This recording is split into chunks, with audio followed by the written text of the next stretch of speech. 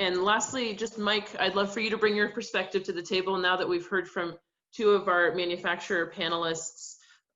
What's your perspective on if a cultivator comes to you and wants to use any of the systems on this list?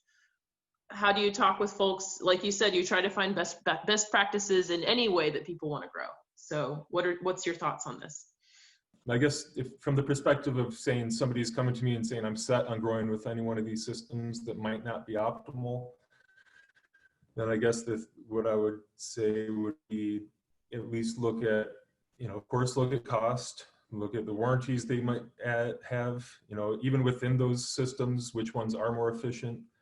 And serviceability is very important. What happens if something goes wrong? Because that can, of course, losing a crop is very inefficient, but also, are there 6 people in the state who are capable and certified to work on this kind of equipment? Or can every single HVAC person do so? I think that's an important thing also. Yeah, and we'll talk about that in regards to the high performance systems that we talk about next as well. It might be easier to get access to a service tech for some of these pieces of equipment, but your electric bill may be substantially different than some of the systems that we'll talk about later. Thanks for bringing up serviceability and maintenance. That's part of the OpEx question that sometimes we don't talk about.